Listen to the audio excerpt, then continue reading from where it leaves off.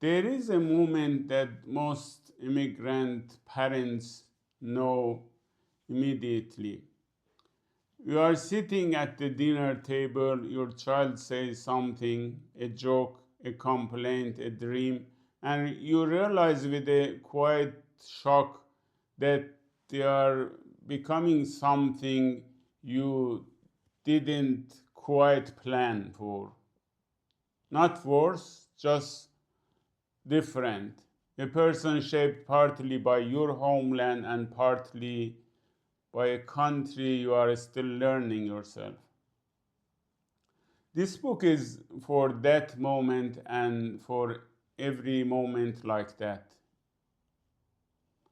Hi, my name is Yavar Dehghani. I am a linguist, an educator, and a cross-cultural author, and someone who understands what it means to live between worlds. The Immigrant Parents Survival Guide is a book I wrote for parents raising children in a culture that is not fully their own, in a language they may still be mastering, inside a system that wasn't designed with their own family in mind. It doesn't matter whether you came from Tehran or Kabul, Istanbul or Lahore, Cairo or Baku, this book is for you.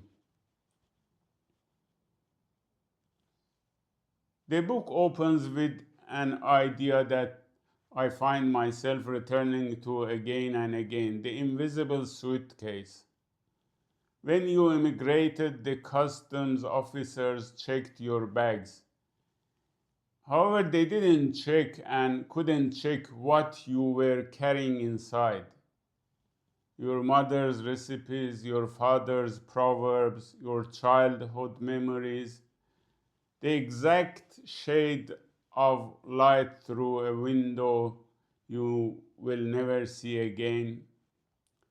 This invisible suitcase is not a burden, it is a resource, but many immigrant parents never open it around their children because they are afraid of seeming old fashioned, afraid of the grief that surfaces when you remember what you left behind.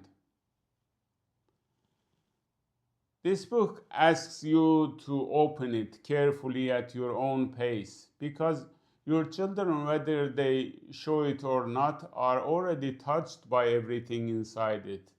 They taste it in your cooking, they feel it in how you hold them, they hear it in the stories you tell them before sleep, even when those stories are told in a second language. The question I am asked most often by immigrant parents is about language. Will speaking our language at home confuse my child? Should I push English so they fit in? What if they refuse? Let me say this clearly as a linguist. Bilingualism is a gift, not a burden. Children's brains are not confused by two languages, they are enriched by them. Researchers have shown this consistently for decades. Children raised bilingually develop greater attention control, stronger cognitive flexibility, and a remarkable ability to see situations from multiple perspectives. By knowing this, the research doesn't always make the daily reality easier. The book covers three common mistakes: switching to English too early, forcing the language through shame, and waiting until it is too late. And what actually works instead of these? Simple strategies: one parent, one language, stories before sleep, heritage media, and perhaps most importantly, never apologizing to your language. And most importantly, never apologizing for your language, because your children learns their attitude toward it from you. When your child refuses to speak your language, and most will, somewhere around the age 7 or 12, the worst response is a power struggle. The best is patience, creativity, and connection. Language follows interest. Find what your child loves and then put your language into that space. One of the most painful moments in immigrants' parenthood is the day your child comes home and says something that feels like a rejection of everything you are. Why do we eat such strange food? Can you please not speak Persian when you pick me up from the school? The book asks you to pause before you react, because your child is not rejecting you. They are trying to survive. Children between 6 and 14 are in the thick of identity formation.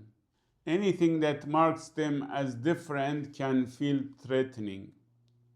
That's not a character flaw, it is developmental psychology. And this book is equally honest about what no one talks about: the emotional toll on you, the loneliness that arrives not in one wave, but in hundreds of small ones, the grief that is not ingratitude. You can love your new country and still miss the small. You can love your new country but still miss the smell of rain on a street in a city you no longer call home. You are allowed to hold both. Across 8 chapters, the book covers the full landscape of immigrant parenthood, the invisible suitcase you carried here, raising the bilingual children without guilt, navigating identity crisis on the playground, understanding the education system, managing cultural collision at home, the emotional weight no one prepares you for, staying connected for your heritage, and the final chapter on practical tools, scripts, phrases, and frameworks you can use in real conversation with your children. There is also a conclusion with a title that I hope lands as intended: You Are Enough. Because the questions immigrant parents carry: did I do enough? Did I give them too much of one word and not enough of the other? Those questions come from love, and love, even imperfect and uncertain and sometimes exhausted love, is the most important thing any parent has ever given a child. A Persian proverb that sits at the heart of this book says that قطره قطره جمع گردد وانگهی دریا شود.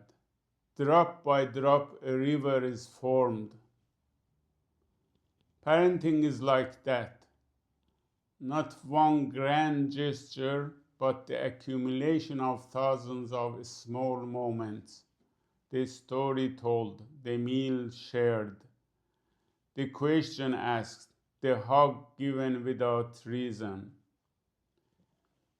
You cross the border, you learn a new system, you are raising children between 2 worlds. This is an extraordinary act, and you are doing it.